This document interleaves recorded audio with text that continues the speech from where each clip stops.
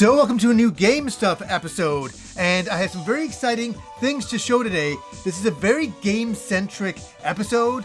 Lots of games, lots of stories, a lot going on. And before I begin, I will ask you guys, what are some new Game Stuff things that you have picked up? Some brand new video games, some old video games, some brand new figures, some books, some merch. Let me know down below. And I also want to say that I discovered a holy grail in my collecting.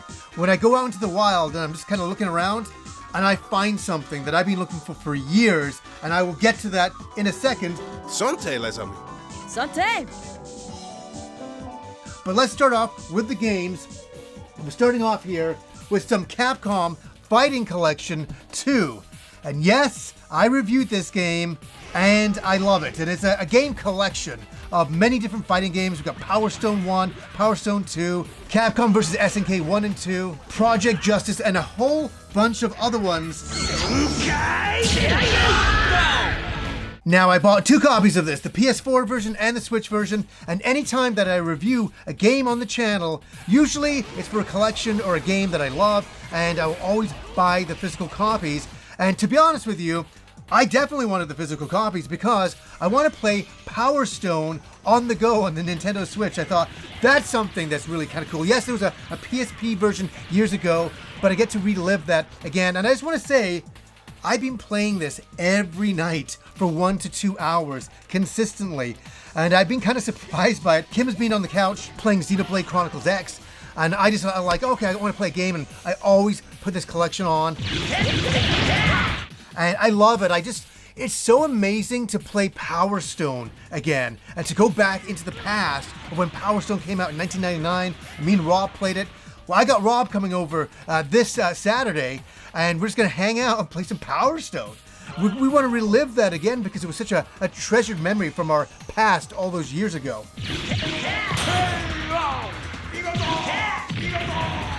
And just being able to play Capcom vs. SNK once again, and I don't need to upscale it on a FrameMeister or anything like that. I can just play it straight on the PS5. You know, I'm playing the PS4 version right now. I just love it. I just love the accessibility of these older fighting games that you can play again now. And I'm a big fan of these fighting collections, and I'm hoping that Capcom continues to release more collections of their old arcade classics.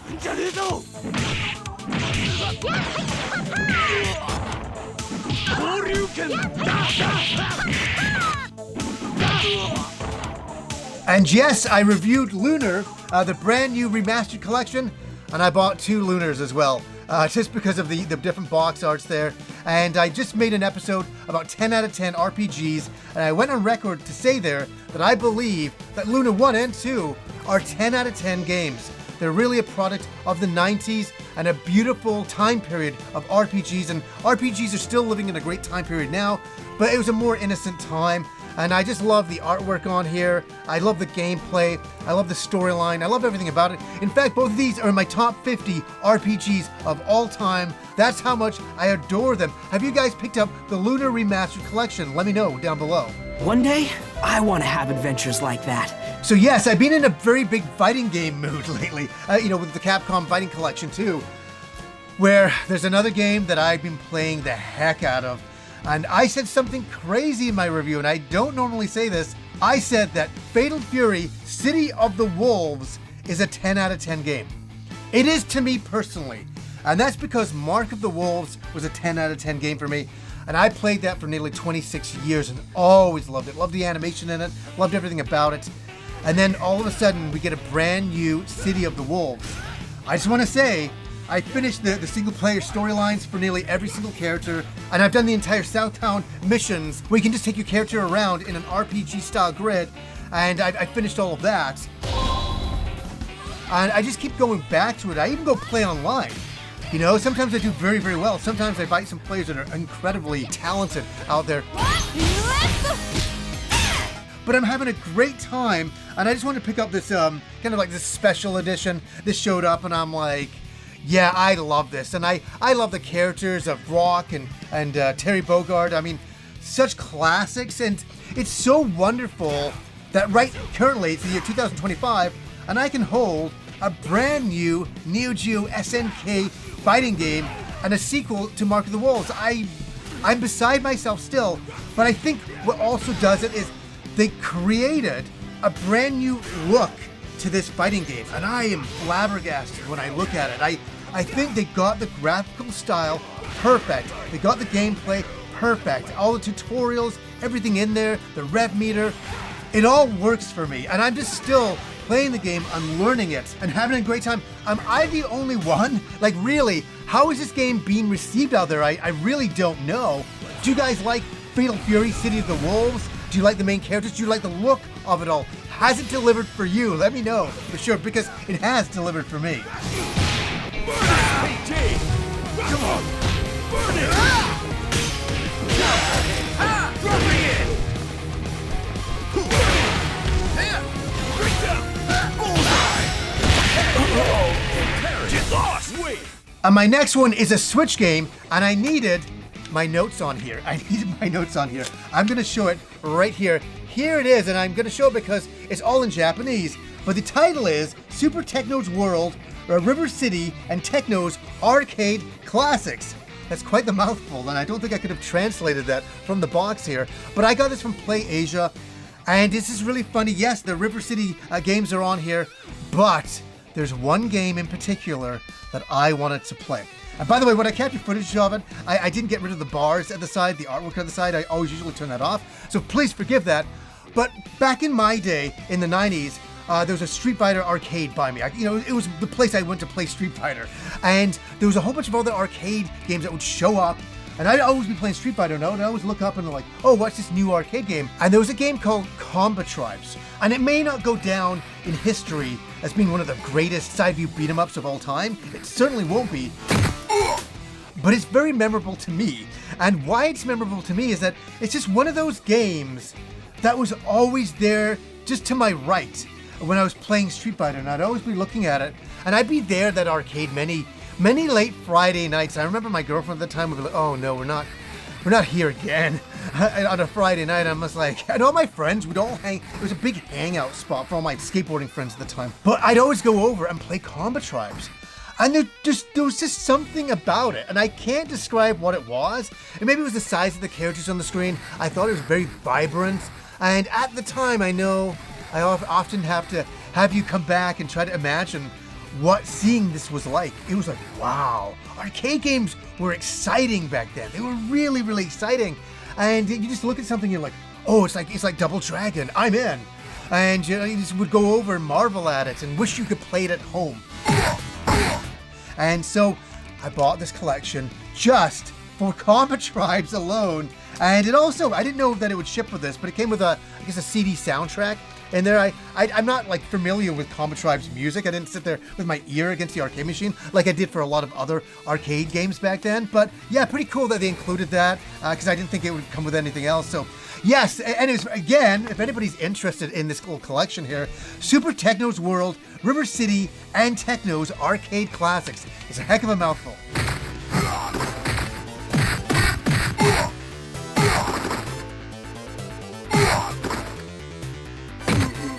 So there was a game I was playing on Game Pass, and I was loving it. I was really loving it.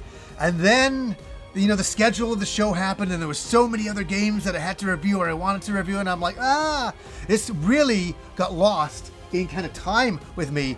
And I said to myself, I want to get a physical copy of it. So I picked this up, Indiana Jones and the Great Circle for PS5. And I'm telling you, I really want to play this. Like, this is a must-play game for me, because what I played was nothing short of a game of the year that I missed. And I was blown away by it. I couldn't believe how they captured Indiana Jones so perfectly in a video game. And I played the whole opening of it, and I was like, I can't believe I'm just playing Raiders of the Lost Ark all over again. So I'll make this one brief, but have any of you guys played this? Are you enjoying it? I am so excited to play this game, and I've got to make some time in my schedule, but I'm definitely making time for Indiana Jones and the Great Circle. Now, next up, I want to thank Sandfall Interactive for sending this over around 3 weeks ago. And yes, it is the Expedition 33 Collector's Edition. And really want to talk about this game because the whole internet is ablaze talking about it. And I just want to talk about my brief experience reviewing it and what that was like and what phenomena happened. Feel the burn. I saw this game, some of the gameplay in like a Sony State of Play, and I was like, look at that. Look at these graphics. Look at the combat. It was the combat that sold me. And I'm like, this combat is phenomenal looking. It really's got something to it.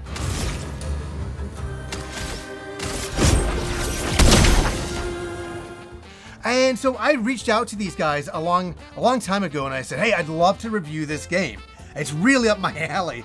And they're like, oh, cool, yeah, for sure, we'll put you on the list. And I'll be honest here, there was not a lot of hype for this game. It was very quietly kind of released. And behind the scenes, I was playing the game, capturing footage, making my notes, writing my first thoughts on it. And I was like, yeah, just behind the scenes, I thought, this is not going to be a big video for me. I don't think a lot of people even know this game, so they probably won't watch the video because they won't know what it is. And I'm like, that's okay, because it's kind of like a little passion thing where I'm kind of rooting for the underdog in a way. And what I played, I really, really liked. And I just want to say something here, that I put the video up and it had to go up at like, if the embargo time was really weird, like 2 in the morning or some terrible time to launch game reviews. And so I was just like, okay, and I went to bed that night, scheduled it, woke up, and I'm like, oh, how's the video doing? Like, are they interested in it? And from my perspective, like just glancing in the amount of hours that it had, it wasn't a very successful video. It was actually really probably one of the worst performing videos on the channel in years. And I was like, and you just kind of shrug and you go, well, you know what? I did it because I wanted to, and I liked it, and I wanted to talk about it, and that's that. And I always walk on and I move on to the next video, and I don't regret it, and I'm happy that I did it.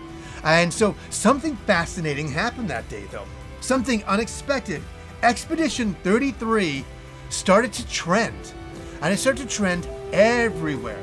And people were talking about it, and people were like, this is an amazing game. This is an incredible RPG. And word of mouth. Just how the internet sometimes just happens? Word of mouth spread like wildfire, the likes of which I don't think I've seen in a very, very long time. And everybody started to talk about this game, and everybody was enamored by it, and everybody all of a sudden wanted to buy it. And so everybody's trying to buy it, and it's sold out. Because I guess, honestly, the company didn't think they were going to sell out. And it sold out. And then everybody was the fever pitch, everybody wanted more and more and more. This is great, thank you. It's wild how it caught on, and now when I go on any social media, all I see is Claire Obscure 33 videos everywhere. And yes, I know sometimes I'm in the algorithm of it, but even when I get out of the algorithm, I come back in, there it is again. And it's fascinating, and what do I have to say about the phenomena around this? I think this is a really good game. I think what's ended up happening is there's been so much video game controversy over the last few years here and there. There's been ups and downs. I think everybody wanted to rally around something. And I think everybody saw Expedition 33 as a thing to rally around because it had great combat, interesting characters, a really interesting world, interesting premise, and really wild music as well. And people just went like this: we will love you, and we will like you, and we will put you up on a pedestal. And that's what happened for this game. I think the game is really good. Is it like Game of the Year for me? Well, that remains to be seen. But I've enjoyed my time with the game. And what do you guys think of Expedition 33? Is it overhyped? Is it underhyped? Does it need more attention? I just really wanted to talk about this game once again. And I just want to say thank you to them because they wrote to me even before the game had even been, reviews had come out or anything like that. They're like, we would love to send you a special edition. And I'm like, okay. And I thought, okay, that's cool. This is a smaller game, for sure. I'll show it on the show. And now this is probably a big collector's item. And I think that's cool. I'm really happy for the company because it was a small number of people that made the game, like 30 people. And I'm always ready to rally behind a great cause. And I think the premise and the cause of this game is a positive thing. So we will see at the end of the year where this lies. And right now, it's a big thumbs up for me.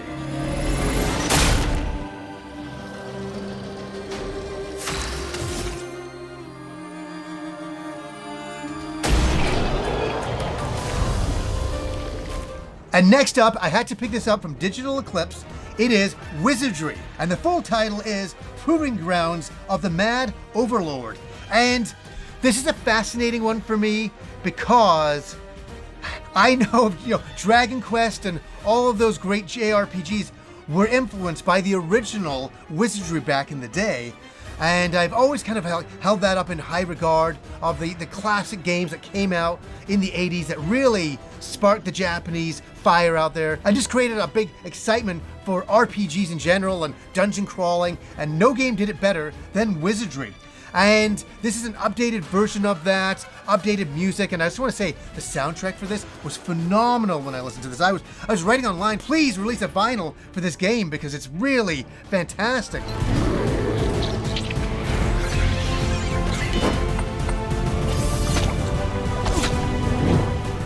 But you know what? I just want to jump in and just have a look at it and see some of the dungeon crawling. And it's very bare bones in that regard. He's going around dungeons, exploring, fighting monsters over and over and over again. Yeah, it's Devil Dungeons all over again. Well, this is a classic game, and I just loved the brand new kind of graphics they put on it. And I just want to try it out because I don't have a lot of experience with Wizardry.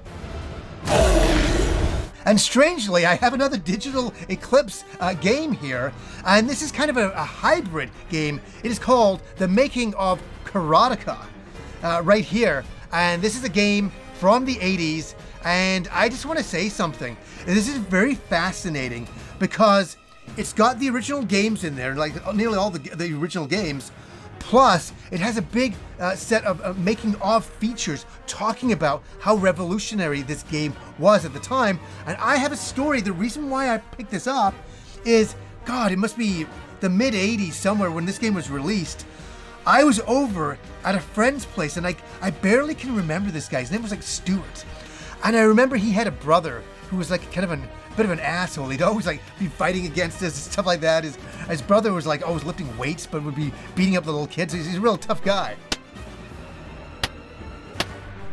But I remember walking into his brother's room because his brother was playing a video game. And the video game was Karotica. And I'll never forget the entire opening of the character on the cliff running in. And I remember thinking, I can't believe how realistic the running is and how realistic the fighting is. And it was wild. And his brother was just playing this, and me and the Stewart guy was like over his shoulder watching. And I remember that memory, and I remember that house, and I don't remember Stewart at all. I don't remember him. I just remember his brother had blonde hair, and it's like a Johnny Lawrence type of guy from Cobra Kai, or Karate Kid, and he always beating us up.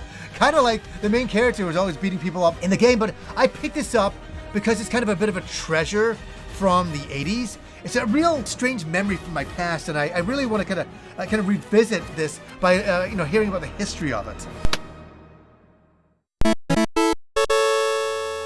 Okay, we're almost at the holy grail that I discovered out in the wild, and you're probably thinking, is it this one? Is it this one? King's Knight. No, it's not. This is not it. I want to be frankly honest here. I bought this game completely just for the box arts. Just for the box arts.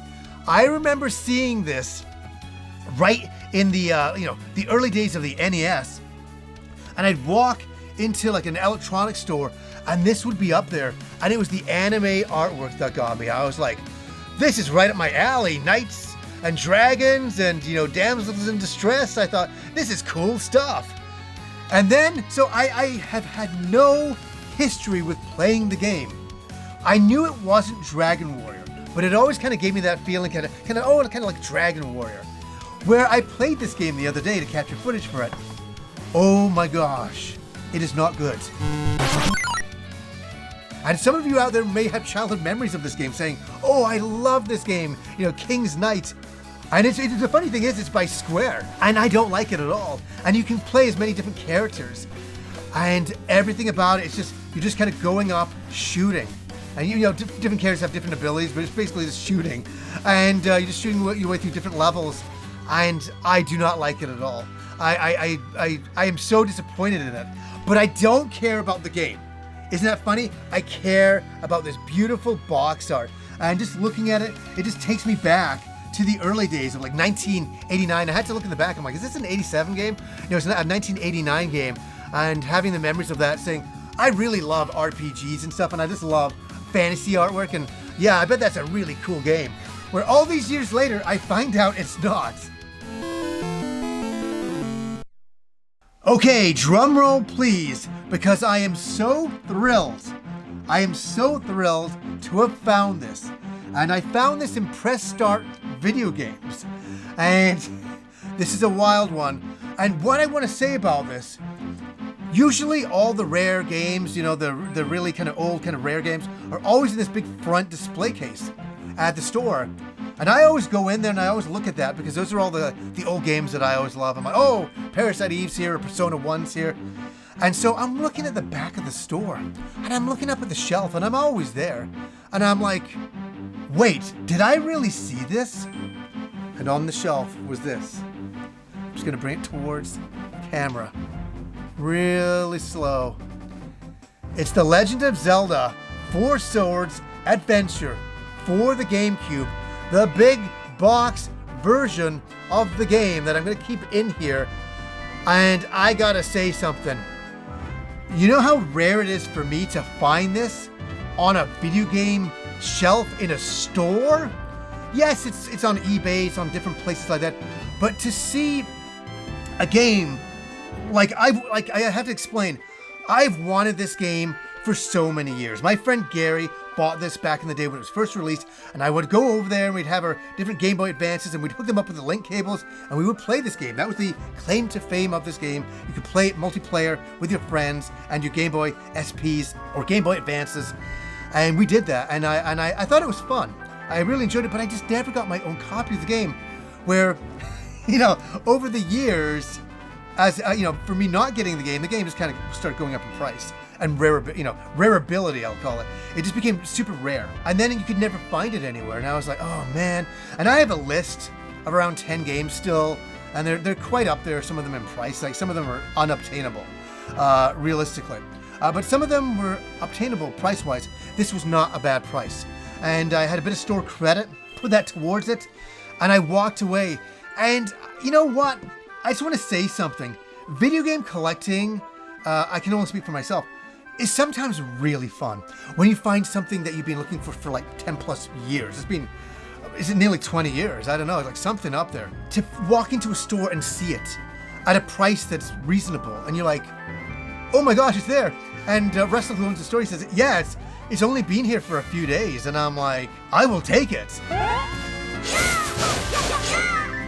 And I put it in my truck, on the passenger side of my truck, and it was like sitting beside me as I'm driving, and I just kept looking over going, I can't believe I found this. I can't believe I found one of my holy grails.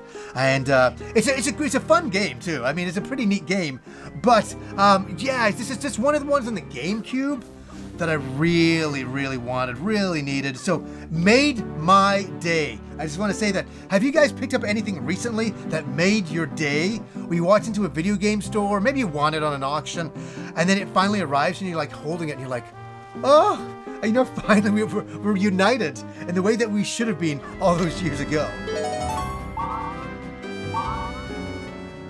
And yes, I know that was a big bubbling moment for me, but we're not out yet. We've got a few more very interesting items to go through here. And oh my gosh. You know, I did an episode saying that I was really upset that like a lot of video game companies weren't releasing their soundtracks on vinyl, and I was like, you'd make a ton of money. And then all of a sudden I see that there is a soundtrack, official one, from Nintendo for Super Mario World, the soundtrack. And I'm like, okay. And I'm like, wait, who's this girl? I don't know who she is, but I'm like, cool, I'm really into this. And then I noticed something when it arrived. I'll take this out. Boom. When I opened it up, I'll just show you the artwork. Isn't it? It's just beautiful. It's nice, isn't it? It's 3 vinyl in length, and I'm like, how is that possible? You know, we got the 2 in here and 1 in here, and I'm like, what's going on? And so I put the first vinyl in, and what's fascinating is it's all different arranged music from all the different Super Marios over the years, and I'm like, well, that's cool, and that's kind of like the first disc. But at the end of the first disc, it's the entire soundtrack to Super Mario Bros. 1. And I know a lot of people will be like, why would you want to listen to that on vinyl? I like to listen to it on vinyl. I love the original music, and just to have it in one collection like this, I was like, that's cool. And then we get into Super Mario Bros. 3 is also included on here. And I would have bought a vinyl of that alone. And I couldn't believe that that was included as well. Yes, Doku Panic is not on here because that was like Super Mario Bros. USA. For us, it was Super Mario Bros. 2. That soundtrack is not on here. Unfortunately, I would have really liked that on here.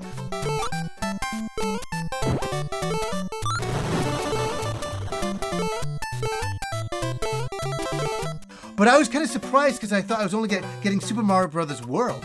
And no, we get the first game, and we also get Super Mario Bros. 3, and then we get Super Mario World. And they're all kind of on each disc. They all kind of like blend into each disc, but that's fine. I had a great afternoon because I opened all this up and I listened to it all already. I had a great afternoon just sitting there because my wife and daughter, like Kim and my daughter, went out for the day, and I just sat around. This was what I was secretly doing, listening to this soundtrack and having one heck of an afternoon, going back in time to a more simpler time with Nintendo and those original Mario games. And yes, they officially released this one too. You won't believe it. Super Mario RPG. Right here, the original soundtrack vinyl box set. And I'm going to open this up later on this afternoon and listen to it. Yeah, I picked this up from a Japanese site. I think it's also available on Play Asia if anybody's interested in this, but I'm looking forward to this one. Like, this is pretty cool. Like a box set for Super Mario RPG, the music? Yeah, I'm a little bit interested. And to end with a couple of books. And while I was at press start, I always look at, and I'm a big collector of strategy guides now, of the old strategy guides from back in our day. For a lot of us who are watching right now, we loved getting strategy guides. Sometimes we just like to get the artwork, and I saw this one for Star Wars Knights of the Old Republic, and I just want to say, I still want that as a poster. That is just amazing, and this game was amazing on the Xbox, and I picked up an Xbox. My friend lent it to me just so I could play this game. I bought the game and borrowed his Xbox because at the time I wasn't working, and I sat for about 2 weeks and played the heck out of this game and loved it. It was Star Wars, and they really captured Star Wars, and I won't say any of the plot twists and things like that, but some things had me just go, reeling back, and so just to flip through this again, it was like really neat to see some of those old levels and revisit some of these things, and remembering that this really captured Star Wars, and really after so many years, and I'd love to see a poster of this one day or something like that. But what did you guys think of Star Wars Knights of the Old Republic? What a classic game. And to end, we will end with a blast from the past, no pun intended, with I'm Too Young to Die, the ultimate guide to first-person shooters from 1992 to 2002. This is amazing, and why it's amazing to me is that I never had a PC back in the day, and I was always very, very jealous of that. But my friend Andrew did, and I got to live vicariously through him and playing some of these old games, and seeing some of these old games again are just phenomenal, like Doom. I remember the first time I saw Doom, I couldn't wrap my head around it. I couldn't believe the visuals because I was a console gamer, and PC games were like something else, and I'm like, I'm so super jealous of that. It was just an incredible game. And Quake and all those great shooters from back in the day.